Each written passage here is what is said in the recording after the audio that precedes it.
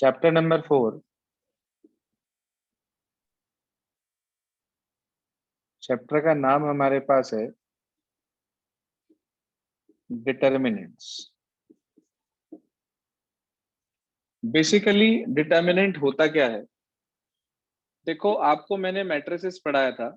उस matrix chapter के अंदर आपने पढ़ी थी एक स्क्वायर मैट्रिक्स, ध्यान है आपको? Square matrix. Yes sir. जैसे मैंने आपके सामने लिखी एक स्क्वायर मैट्रिक्स 1 -2 3 4 0 7 2 5 1। इस मैट्रिक्स का ऑर्डर हमारे पास है 3/3। इस मैट्रिक्स का ऑर्डर हमारे पास है 3/3। और अगर मैं आपसे कहूं कि भाई मुझे इसका डिटर्मिनेंट निकालना है, बहुत ध्यान से देखिएगा। डिटर्मिनेंट, आप सब साइंस के स्टूडेंट हैं तो इसलिए आप लोगों को इतना ज्यादा इसे के डिटर्मिनेंट को समझने में दिक्कत नहीं आएगी। आप लोगों ने क्रॉस प्रोडक्ट पढ़ी हुई है, फिजिक्स के अंदर क्रॉस प्रोडक्ट पढ़ी है आप लोगों ने। उसके अंदर भी हम डिटर्मिनेंट का यूज करते हैं, तो इसलिए आप लोगों को इतनी परेशानी नहीं आने वाली। ये सिंबल होता है डिटर्मिनेंट का। देखो, यही सिंबल 4 जगह यूज होता है, मैंने आपको बताया भी था। अगर किसी नंबर के इधर उधर लगा है तो ये कहलाता है साइन ऑफ एब्सोल्यूट वैल्यू, किसी भी कांस्टेंट नंबर पे लगा है। अगर ये किसी भी फंक्शन पर लगा है, जैसे एक्स पर लगा है, तो ये कहलाता है मॉडुलस फंक्शन। अगर मान लीजिए ये लगा है किसी भी मैट्रिक्स पर, तो ये कहलाता है डिटर्मिनेंट। और अगर यही सिंबल लगा है किसी भी वेक्टर पर, तो ये कहलाता है उसका मैग्नीट्यूड। ये कहलाता है उसका मैग्नीट्यूड। तो इसी सेम सिंबल के 4 अलग अलग नेम है अकॉर्डिंग टू द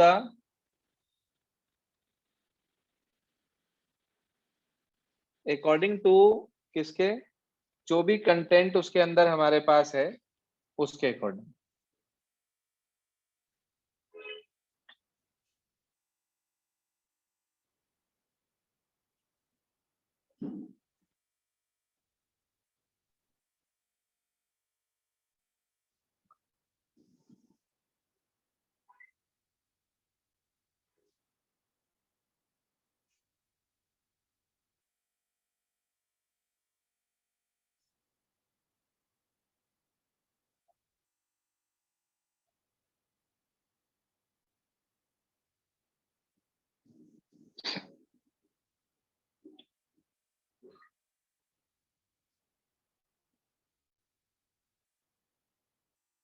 तो मैट्रिसेस के अंदर आप लोगों को मैंने हर तरह की मैट्रिक्स पढ़ाई थी, स्क्वायर मैट्रिक्स भी, सिंपल मैट्रिक्स भी। तो हमारे पास ये 3/3 की मैट्रिक्स मैंने ली और मैं इसका डिटर्मिनेंट निकालना चाहता हूँ। तो वो कैसे फाइंड आउट करेंगे, क्या तरीका है, वो सुन ले, समझ ले ध्यान से। आपने इसके तरफ ये सिंबल लगाया, 2 सीधे डंडे। अगर इस तरीके से कर देंगे ब्रैकेट के रूप में, तो ये मैट्रिक्स होता है सीधे के लिए, मतलब उसका डिटर्मिनेंट होता है। तो ये आपके पास आया 1 -2 3 4 0 7 और 2 5 1। आप किसी भी रो या किसी भी कॉलम, आप किसी भी रो या किसी भी कॉलम से इसको उठाकर जो है इजीली एक्सपेंड कर सकते हैं। जरूरी नहीं है कि मैं किसी पर्टिकुलर रो, जैसे कि सिर्फ R1 R2 या R3 किसी भी एक से लूं। जिससे आप चाहें उससे एक्सपेंड आप इसको कर सकते हैं। किसी भी तरह से आपको कोई दिक्कत नहीं आएगी और हर एक से आपको सेम आंसर मिलेगा। कहने का मतलब यह है कि अगर हम चाहे इसे R1 से एक्सपेंड करें, चाहे R2 से, चाहे R3 से, चाहे फर्स्ट कॉलम से, चाहे सेकंड कॉलम से, चाहे थर्ड कॉलम से, रिजल्ट हमेशा हमें इसके अंदर सेम मिलेगा। मैं आपको इसे R1 से एक्सपेंड करके दिखा रहा हूं। पहले हम इस पर लिख रहे हैं एक्सपेंड अलोंग R1। जी हाँ, R1 के अलोंग एक्सपेंड कर रहे हैं हम इसको। तो कैसे करेंगे, क्या तरीका है, वो समझ लें ध्यान से। R1 का सबसे पहला एलिमेंट 1 है हमारे पास। देखो, ये जो पहला एलिमेंट होता है डिटर्मिनेंट का, ये समझ लो हेड ऑफ द डिटर्मिनेंट कहलाता है। सारे साइन यही डिसाइड करेगा जो पहला एलिमेंट है किसी भी डिटर्मिनेंट का। जैसे फैमिली में हेड होते हैं फादर, और फादर का नेचर हमेशा जो है एटीट्यूड हमेशा पॉजिटिव होता है, तो उसी तरीके से आप ये कह सकते हैं कि ये हेड ऑफ द फैमिली है, हेड ऑफ द डिटर्मिनेंट है, ये पॉजिटिव होगा। सबके पोजीशन के जो साइन है वो ये एलिमेंट डिसाइड करेगा, यहां से आपको चलना है। ये पॉजिटिव, अगला नेगेटिव, फिर पॉजिटिव, फिर नेगेटिव, फिर पॉजिटिव, फिर नेगेटिव, फिर पॉजिटिव, फिर नेगेटिव, फिर पॉजिटिव। किसी भी एक सीक्वेंस में चल सकते हो, positive negative positive negative positive negative positive negative positive. ऐसे नहीं चल सकते कि पॉजिटिव नेगेटिव पॉजिटिव फिर यहाँ आ गए सीधा, नहीं। एक सीक्वेंस में चलना है आपको, किधर से भी चल लो आप, किसी भी सीक्वेंस में चल लो आप, लेकिन एक पर्टिकुलर सीक्वेंस में चलना है आपको। ये तो हुआ एक तरीका कि हमने प्लस माइनस सिंबल यहां से कैलकुलेट कर लिया, और इसका एक और मेथड है प्लस माइनस निकालने का। जो भी एलिमेंट इवन पोजीशन पर मौजूद है, भाई इसमें 9 एलिमेंट हैं, जो जो एलिमेंट इवन पोजीशन पर है वो सब पॉजिटिव, और जो जो ऑड पोजीशन पे है वो सब नेगेटिव। अब बच्चे पूछते हैं सर ये ऑड इवन का क्या मतलब बताया आपने? भाई आप सीधी सी बात समझो, ये ए 1 पोजीशन पे है, 1 + 1 मिलके 2 हो गया, यानी कि ये इवन पोजीशन पे है तो ये पॉजिटिव होगा। ये 1 2 पोजीशन पे है, 1 2 का मतलब 1 + 2 3 हो गया, तो 1 + 2 अगर हमारे पास 3 हो गया तो ये ऑड पोजीशन पे है, ऑड पोजीशन पे है इसलिए ये नेगेटिव है।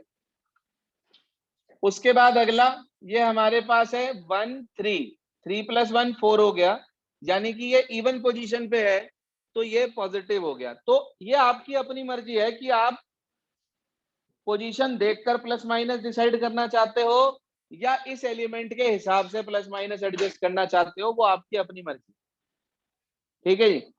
डिटर्मिनेंट एक्सपेंड करने में इस प्लस माइनस की जरूरत बहुत ज्यादा पड़ेगी, ये ध्यान रखना। कैसे? अब हम इसे R1 से एक्सपेंड कर रहे हैं, तो R1 का पहला एलिमेंट मेरे पास 1 है, ये मैंने 1 लिखा।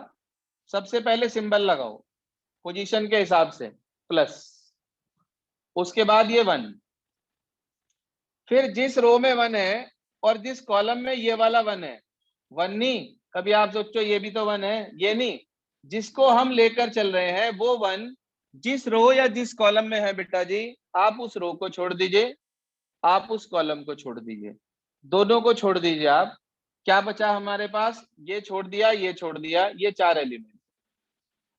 तो this into this minus this into this, 0 1 जा 0 माइनस 5 7 जा 35।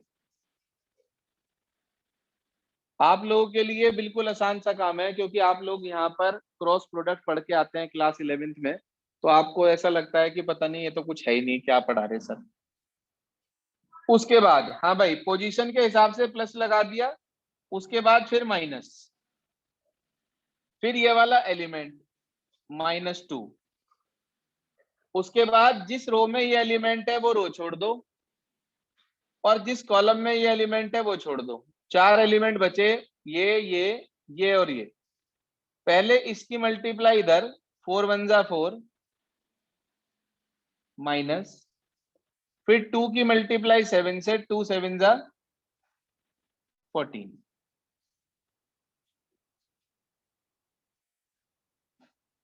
अब इसके बाद तीसरा एलिमेंट हमारे पास है 3। भाई पहला प्लस, फिर माइनस, फिर प्लस, तो पोजीशन के हिसाब से प्लस आ गया। एलिमेंट की वैल्यू है 3, जिस रो में ये 3 आ रहा है वो छोड़ देंगे, जिस कॉलम में ये 3 आ रहा है वो छोड़ देंगे। 4 5 जा 20 और माइनस 2 0 जा 0।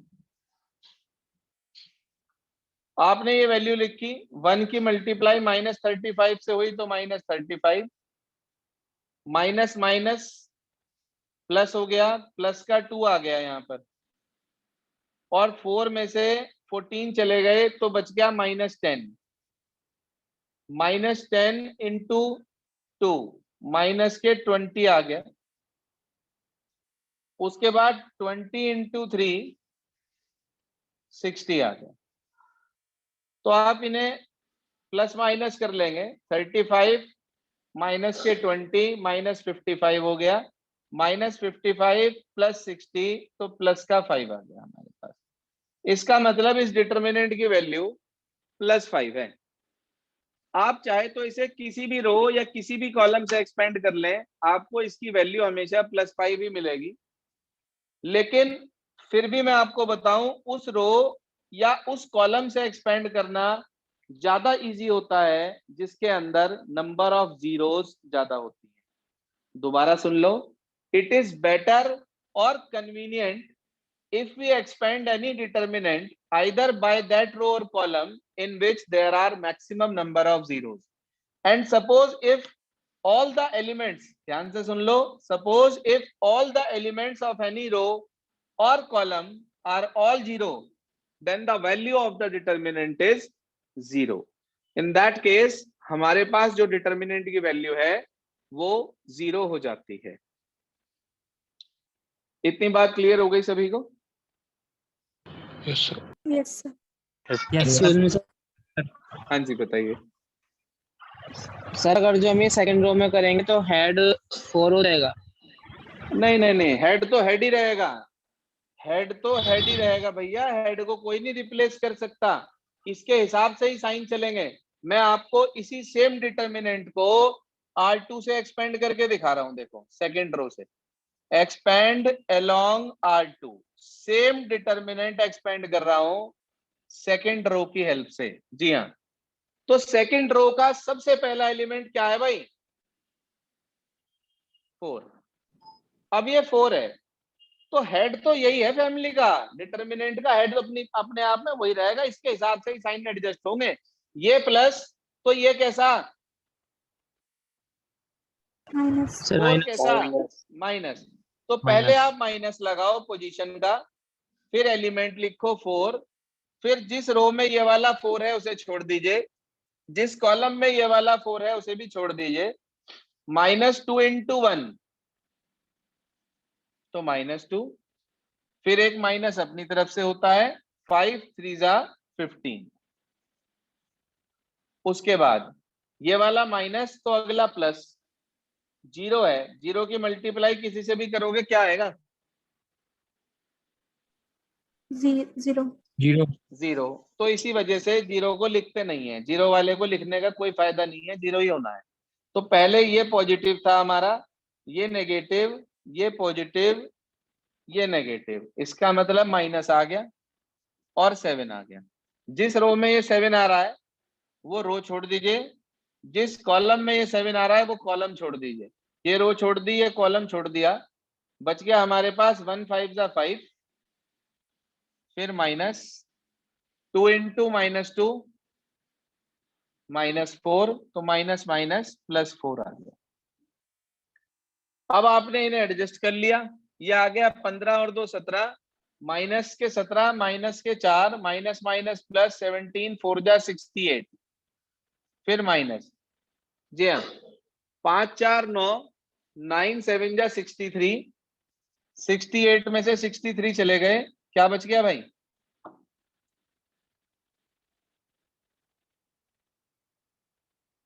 बोलिए, क्लियर हो गया? Yes sir. Yes sir. Yes sir. जैसे मैंने इसे R1 से एक्सपेंड करा है, R2 से एक्सपेंड करा है, जरा आप इसे C2 से एक्सपेंड करके देखना क्या आ रहा है। C2 से एक्सपेंड करके देखिए क्या आ रहा है। देखो C2 से आप लोगों ने एक्सपेंड किया, 5 ही आ रहा है। मैं आपको फिर से निकाल के दिखा देता हूं किस तरीके से 5 आया होगा आप लोगों का। ये पॉजिटिव, ये नेगेटिव, पोजीशन का माइनस, फिर एलिमेंट का -2, रो छोड़ दीजिए, कॉलम छोड़ दीजिए, 4 -14, उसके बाद पॉजिटिव नेगेटिव पॉजिटिव नेगेटिव, 0 तो घट ही गया, तो नेगेटिव मतलब माइनस का 5 आ गया। ये रहा, ये रो छोड़ दीजिए, कॉलम छोड़ दीजिए, 7 -4 3 जा 12, तो ये आपके पास आ गया 2 × -10, यानी कि -20, तो ये हो गया। ठीक है भाई, सॉरी, हाँ -20 तो ये हो गया हमारे पास। उसके बाद 7 में से 12 चले गए तो ये हो गया -5, माइनस माइनस प्लस हो जाएगा, 5 5 25, 25 में से 20 चले गए, ये 5 आ गए। तो आप ध्यान से देखो कि हमने इसे किसी भी रो या किसी भी कॉलम से एक्सपेंड करा तो रिजल्ट हमारा अलग अलग नहीं आया। जो हमें रिजल्ट पहले मिला था जब हमने इसे R1 से एक्सपेंड किया था, वही सेम रिजल्ट हमें इसे R2 से एक्सपेंड करके मिला है, वही सेम रिजल्ट हमें इसे C2 से एक्सपेंड करके मिला है। जरा आप इसी को C3 से एक्सपेंड करना, कॉलम थर्ड। अब लिखो एक्सपैंड अलोंग, इस तरीके से एक्सपैंड अलोंग C3 करके एक्सपेंड करके देखिए क्या आ रहा है C3 से एक्सपेंड करने पर।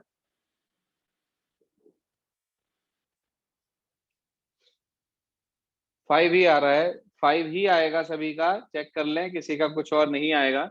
बाई चांस किसी का कुछ और आ रहा है तो इसका मतलब उसने कहीं ना कहीं मिस्टेक कर दी। अब मैंने आपको 3/3 का डिटर्मिनेंट तो एक्सपेंड करना बता दिया। कुछ बच्चे कहते हैं सर आपने हमें 2/2 का तो एक्सपेंड करना सिखाया ही नहीं। अरे भाई, जब आप ये रो और कॉलम को छोड़ते हो और जो 4 एलिमेंट बच जाते हैं उसमें आप this into this minus this into this करते हो, यही 2/2 का डिटर्मिनेंट होता है। 2/2 का डिटर्मिनेंट कुछ अलग नहीं होता, यही 2/2 का डिटर्मिनेंट होता है जो आप ब्रैकेट के अंदर लिखते हो। तो जब आपको 3/3 का डिटर्मिनेंट पढ़ाया गया, ऑटोमेटिकली उसी के अंदर आपको 2/2 मिल गया। ठीक है, तो ये आप लोगों के पास डिटर्मिनेंट की वैल्यू आ गई, आपको एक्सपेंड करना आ गया। सभी को डिटर्मिनेंट कैसे एक्सपेंड करते हैं? Yes, sir. Yes sir. Yes, sir. अब इसके बाद जो समझने वाला एक और पॉइंट है वो क्या है, वो देखिए। अच्छा, जैसे मैट्रिसेस आपने पढ़ी थी, मैंने आपके सामने एक मैट्रिक्स लिखी है, मान लीजिए A इज इक्वल्स टू 1 2 3 5। मैंने आपसे ये कहा कि आप इसकी मल्टीप्लाई 5 से कर दीजिए। 5 है, मैट्रिक्स है ये, मैट्रिक्स 5 से मल्टीप्लाई कर दीजिए। तो आपने पढ़ा था when we multiply in matrix by any constant or scalar, then each and every element of that matrix get multiplied by that constant। पढ़ा था आपने? Yes, sir. कर दो जरा, बताओ कितना आएगा। 5 है सर 5 10 15 5 10 25। 5, 10, 15, 25. शाबाश, 5 10 15 और 25। अब मैं आपसे कहूं मुझे भाई ए का डिटर्मिनेंट निकाल के बताओ कितना आ रहा है।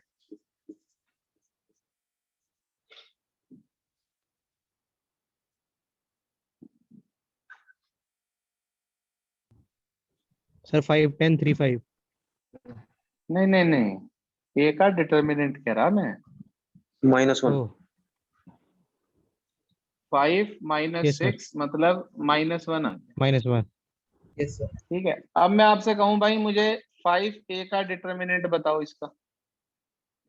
5 10 15 25 का, इसके डिटर्मिनेंट की वैल्यू बताओ कितनी है। सर -25। The -25. -25 25. भाई 125 माइनस 150 यानी कि माइनस के 25 आ गए। आपने देखा कि मैंने यहां सिर्फ 5 से मल्टीप्लाई करी थी, जबकि डिटर्मिनेंट में कितने से मल्टीप्लाई हो गई? 25। Sir, 25. 25 से।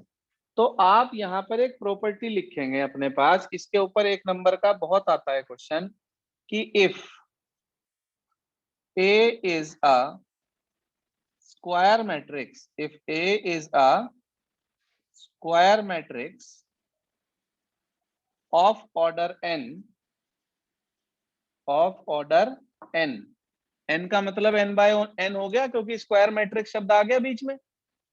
If A is a square matrix of order n, then जी हाँ, then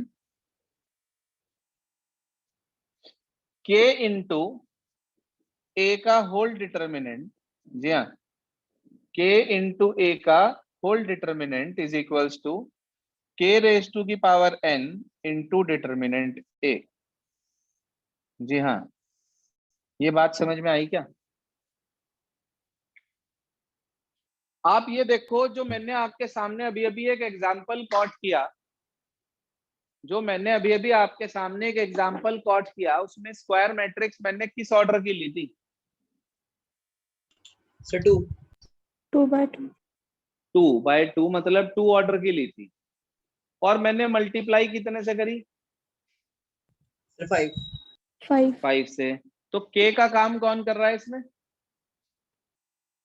सर 5 5 सर 5 और n का काम कौन कर रहा है?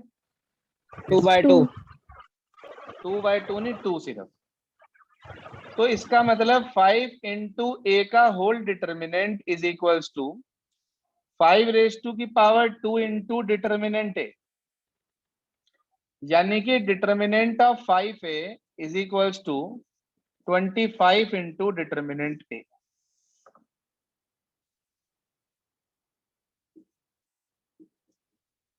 इस वाले एग्जाम्पल के लिए बोलिए, इसे साथ में लिखना, तब ये समझ में आएगा बाद में, नहीं तो इसे पढ़ते रहोगे क्लियर नहीं हो पाएगा फिर। बोलिए, यहाँ तक okay? Yes sir. Yes sir yes sir. अब इसके बाद ये तो हुआ एक बेसिक फंडामेंटल, जिसकी हेल्प से आपको मैंने ये प्रूव करना इस तरीके से सिखा दिया कि इस तरीके से ऐसे प्रूव करते हैं। अच्छा, आपके पास एक्सरसाइज में ऐसा क्वेश्चन भी है एक, देखना कौन सा है, चौथा है, पांचवा है, कौन सा है? एक्सरसाइज में एक ऐसा क्वेश्चन भी है कि 3a का whole determinant prove that this equal to this. कितना? क्वेश्चन है सर 4 तो फोर्थ क्वेश्चन है। बताना उसमें क्या दे रखी है, मैट्रिक्स या डिटर्मिनेंट जो भी दे रखा है।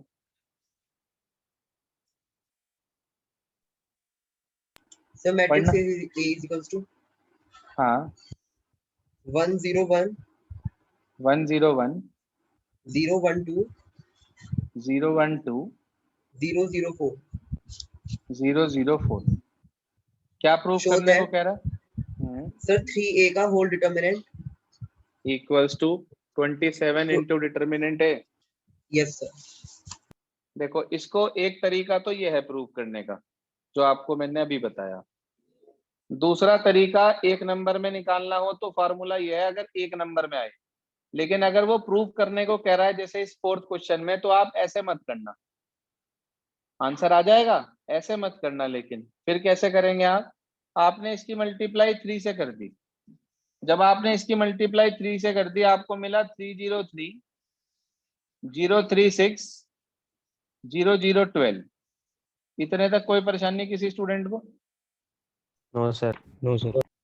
No sir. अब देखो, मैं 3a का डिटर्मिनेंट निकाल रहा हूं आपके सामने। 3a का डिटर्मिनेंट, जैसे मैट्रिक्स के अंदर आप किसी भी कांस्टेंट से मल्टीप्लाई किया करते थे, तो आपको मालूम है कि उसके अंदर मल्टीप्लाई सबसे हुआ करती थी, और अगर हमें कॉमन भी लेना होता था तो बिल्कुल उसी तरीके से कॉमन भी हम सारे में से लिया करते थे। ऐसे ही करते थे? Yes sir. हाँ भाई, ऐसे ही करते थे। लेकिन डिटर्मिनेंट में ऐसा नहीं होता। डिटर्मिनेंट में आप किसी एक रो से या किसी भी एक कॉलम से अलग अलग कॉमन ले सकते हो। मान लीजिए मैंने पहली रो से 3 कॉमन ले लिया, अंदर क्या बचा? 101 036 0012। कहां से कॉमन लिया ये वाला 3 मैंने? सर फर्स्ट रो से। सर फर्स्ट रो से फर्स्ट रो से। अब दूसरी रो से एक और 3 ले लो, क्या आएगा बाहर? 3 3 जा 9 9। अब तीसरी रो से फिर से 3 कॉमन ले लिया मैंने, बाहर क्या आएगा? 27 101 012 004। तो ये आपके पास a बन गया। ये प्रूव हो गया 27 इंटू डिटर्मिनेंट है। ठीक है सर। एक तरीका ये है, सुन लो। एक तरीका ये है, दूसरा तरीका ये है, और अगर एक नंबर में क्वेश्चन आ जाए तो आंसर निकालने का तरीका ये है। हर तरह से समझ में आ गया क्वेश्चन आपको? Yes, Yes. sir. Yes, sir. आप तीनों में से कोई भी प्रोसीजर लगा के आंसर निकाल सकते हो और तीनों ही मेथड अपने आप में ओके है। तो ये आप लोगों के पास कंप्लीट एक्सरसाइज 4.1 का डिस्क्रिप्शन हुआ। अब इसके अंदर एक चीज का और ध्यान रखते हैं, जैसे मैट्रिसेस में अगर दो मैट्रिसेस आपस में इक्वल हुआ करती थी तो एलिमेंट कंपेयर कर देते थे हम। Yes, sir. डिटर्मिनेंट में ऐसा कुछ भी नहीं होता है। जहां ये एक्सरसाइज 4.1 है उसी पेज पर ध्यान से देखो, एक एग्जांपल है, मेरे ख्याल से एग्जांपल नंबर 5 है। Yes sir. Got it? वहां कह रहा है 2/2 की ये डिटर्मिनेंट इक्वल है 2/2 की इस डिटर्मिनेंट के, और उसके अंदर आपसे अननोन जो x है उसकी वैल्यू मांग रहा है। अब उस x की वैल्यू निकालने के लिए कुछ बच्चे इसका कंपैरिजन करने में लग जाते हैं कि पहला पहले के, दूसरा दूसरे के, तीसरा तीसरे के, चौथा चौथे के, तो x की ये वैल्यू होगी। गलत, बिल्कुल गलत। आप दोनों साइड का डिटर्मिनेंट खोल दो। 2/2 का डिटर्मिनेंट है, आपको बताया था किस तरीके से एक्सपेंड करते हैं आप 2/2 का डिटर्मिनेंट अभी, कि this into this minus this into this. तो 2/2 का डिटर्मिनेंट आप लेफ्ट वाला भी खोल दो, राइट वाला भी खोल दो, और कट पिट के आपको x की वैल्यू वहां से मिल जाएगी। जो भी x की वैल्यू आपके पास आएगी वो आपका आंसर हो जाएगा। देखिए ये बात समझ में आई? एग्जाम्पल क्लियर हुआ सभी को? नहीं हुआ हो तो दोबारा बताओ। Yes, sir. Excuse me sir. Yes, sir. हाँ जी बताइए सर मैं क्वेश्चन 4 भी दोबारा बता दो। बेटे। क्वेश्चन नंबर 4 को आप दो तरीके से कर सकते हो। जैसे आपने a निकाल लिया, 3a निकाल लिया, a का डिटर्मिनेंट अलग निकाल लो ऐसे, 3a का डिटर्मिनेंट अलग निकाल लो ऐसे। इसका डिटर्मिनेंट जितना भी आएगा, ये वाला डिटर्मिनेंट उसका 27 टाइम्स आएगा। आप इसका डिटर्मिनेंट निकालो, देखो पहले कॉलम से निकाल लो, क्योंकि इसमें 2 जीरो दिख रही मुझे। ये खत्म, ये खत्म, 4 - 2 तो 4 आ गया इसका। आप यदि इसका डिटर्मिनेंट निकाल लो तो वो 4 आ गया, चेक कर लो चाहे। और इसका जो डिटर्मिनेंट है वो 108 आएगा, निकाल के देख लो। ये खत्म, ये खत्म, 3 आया, 3 के बाद 12, 3 जा 36, 36 इंटू 3 आ गया 108। हाँ भाई आ गया Yes, sir. 108। Yes, तो sir. आप इसे, अगर आपकी समझ में ये वाला मेथड नहीं भी आ रहा तो कोई बात नहीं, आप दोनों के डिटर्मिनेंट अलग अलग एक्सपेंड करके देख लो। लेफ्ट साइड अलग सॉल्व कर लो, राइट साइड अलग सॉल्व कर लो, आपको दोनों चीजें सेम मिल जाएंगी। आप कह देंगे LHS इक्वल टू RHS। लेकिन ये मेथड पता होना जरूरी है कि किसी भी डिटर्मिनेंट में से जब हम कॉमन लेते हैं तो हम किसी भी रो से या किसी भी कॉलम से अलग अलग कॉमन ले सकते हैं। इसमें मैट्रिसेस वाला फंडामेंटल नहीं चलता कि आपने सब में से कॉमन लेना है, सब में मल्टीप्लाई करनी है, नहीं। इसके अंदर मल्टीप्लाई भी किसी एक रो में कर सकते हो, कॉमन भी ले सकते हो। ऐसे ही मल्टीप्लाई किसी भी एक कॉलम में कर सकते हो और कॉमन भी ले सकते हो। समझ में आ गई बात? Clear? Yes, Yes, sir. sir. Yes, note कर लें, आज आपको एक्सरसाइज 4.1 कंप्लीट करनी है सभी को, और ग्रुप पर होमवर्क डाल दें। Today you all have to complete exercise number 4.1। कल हम इसे डिस्कस करेंगे और उसके बाद अगली एक्सरसाइज आपको समझा देंगे। आज के लिए बस इतना ही। Okay students.